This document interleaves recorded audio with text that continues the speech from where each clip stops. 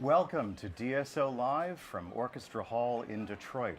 I'm your host for this weekend of concerts, Alexander Platt.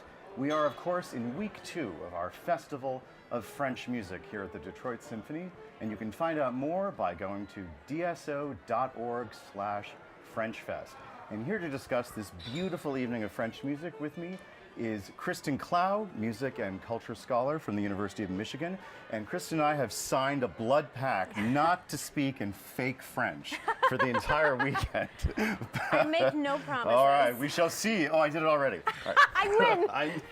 You win. Right. Tonight's beautiful evening of music starts out with, I think, one of the most delicious works of French music from Paris in the 20s, La Création du Monde, The Creation of the World, a ballet score by Darius Milhaud. What on earth was going on in Milhaud's life and the Paris at that time? What kind of music was he hearing?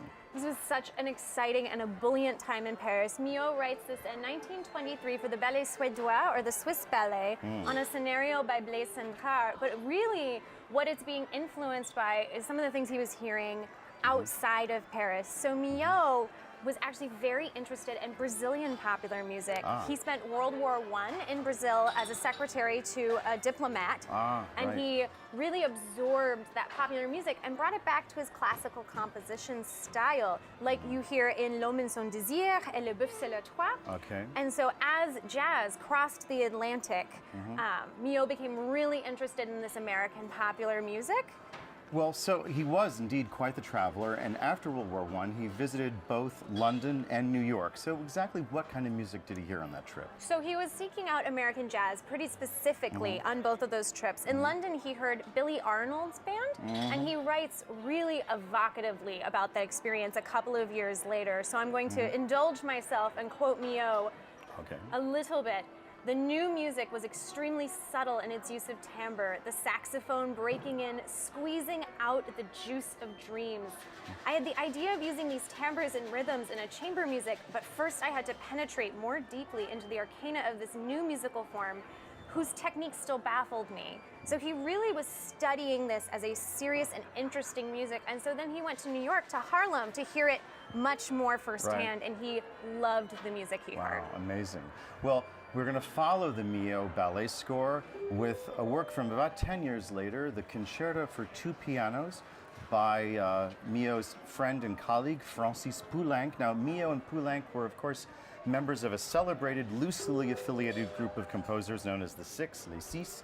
And Poulenc, did he not share Milhaud's love for popular music? Definitely. Poulenc is a wonderful musical magpie. He can hear everything and brings it all to bear in his compositions, which I call him fondly since he is one of my favorites.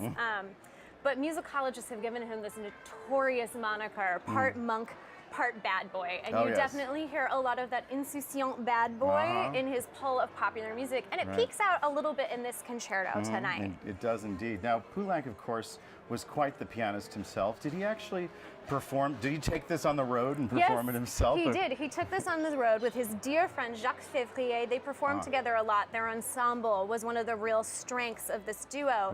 They premiered it in Venice in 1932 at a festival, but they did it with La Scala's orchestra, and Poulenc was deliciously excited to be playing with what he called Toscanini's orchestra. Toscanini's orchestra. It drips off the page. So he really enjoyed that time together, and I think having soloists who have such an ensemble together like ours do is really key to this piece, because you'll hear, especially in the first movement, it flips from an insouciant, cheeky French melody to an orchestral tempest on a dime. That's amazing. Poulenc, I think you'll agree, is just one of the most undervalued composers. We always think of the bad boy, but we don't think of the monk enough, but also the music of a great genius. Yes, indeed. I absolutely agree. As was Milhaud. Since my thesis was on him. Well, that makes you much more qualified than I am.